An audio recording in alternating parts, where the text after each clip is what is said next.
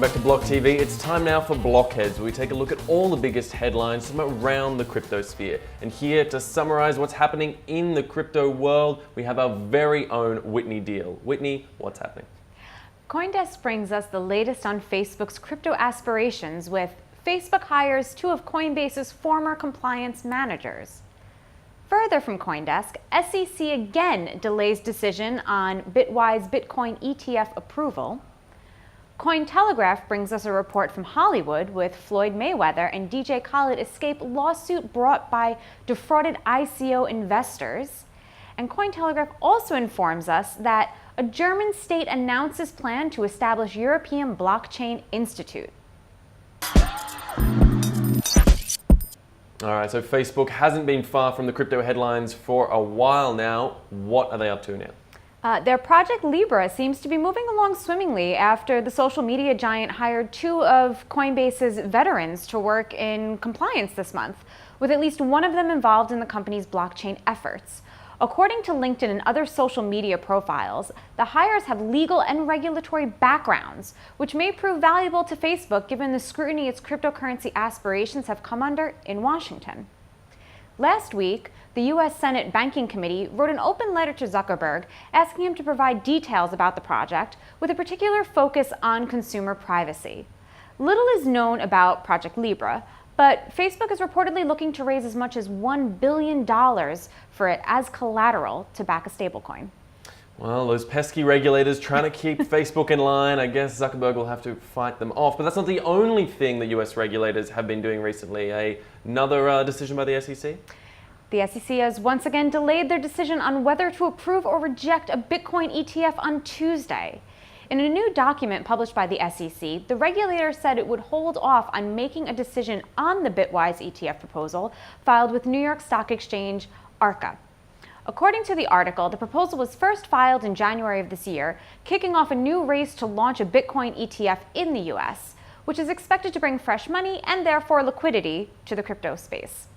The SEC last postponed a decision on the proposals of this nature at the end of March, delaying decisions to May, though the regulator has yet to approve any Bitcoin ETFs. Though both experts in the space and officials with the agency seem to believe that approval is only a matter of time.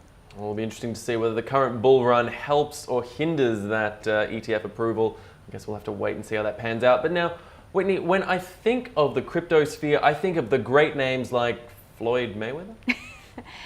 It's easy to be virtually untouchable when you have as much money as boxer Floyd Mayweather and music producer DJ Khaled. According to a report by Cointelegraph, based off of court documents filed on May 13th, Mayweather and Khaled have been dismissed from a lawsuit brought on by investors in a fraudulent ICO. They had been involved in promoting Centratech's ICO, which with Mayweather tweeting to his fans ahead of the ICO's launch to get the tokens before they sell out, as he already had his, while Khaled posted comparable promotional content on Instagram. The motions against them were dismissed as a judge ruled that the investors who brought the legal action against the pair failed to prove they bought tokens as a direct result of the celebrities' actions.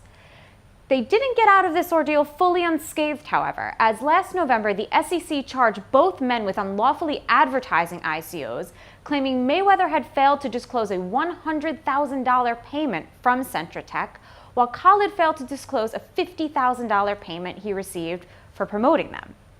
In a settlement where neither party admitted nor denied the charges against them, Mayweather was fined more than $600,000, while Khaled was fined in excess of $150,000. Now, $600,000 might be an alarming fine for most of us, but somehow I think Mayweather can just dodge this one and brush it off. He seems to have the financial chops to keep that in place. Now, moving away from the US over to Europe, where there's a little bit more openness to the development of blockchain technologies. What's the latest coming out of there? The government of the German state North Rhine-Westphalia, or the NRW, announced plans to establish the European Blockchain Institute to research blockchain technology. According to NRW economics minister, the institute will be founded in the city of Dortmund later this year. Critics of the blockchain have voiced concern over the amount of energy consumed by mining Bitcoin, but the minister addressed these concerns and praised the benefits of blockchain tech, saying, This technology can be safe, decentralized, affordable, and, when used properly, not too energy intensive. According to the press release, Europe is behind the US in blockchain advancements and has to catch up. As reported by Cointelegraph, Ripple's Director of Regulatory Relations commented at this year's consensus on the need for the US to lead the way in implementing blockchain and crypto infrastructure, quoting, "There was a broad discussion in Washington around 5G being dominated by foreign firms and the US being reliant on foreign technology and foreign expertise. With blockchain and crypto, I think there's a recognition now that these will be part of our future infrastructure. It is important both for national security and from an economic perspective that the US is a leader in that." Well, Whitney, we'll have to see whether the leadership comes from the US, Europe, or elsewhere in the world, but certainly technology is moving forward. All right, thank you to our very own Whitney Deal for the latest in all the world of the crypto sphere and what's happening around us. Please reach out to us, Facebook, Twitter, Instagram. Let us know what you think of the big headlines. Is there something we missed? Let us know what you think. And hit us up, of course, at blocktv.com. I'm Asher Westrop Evans. Thanks for watching.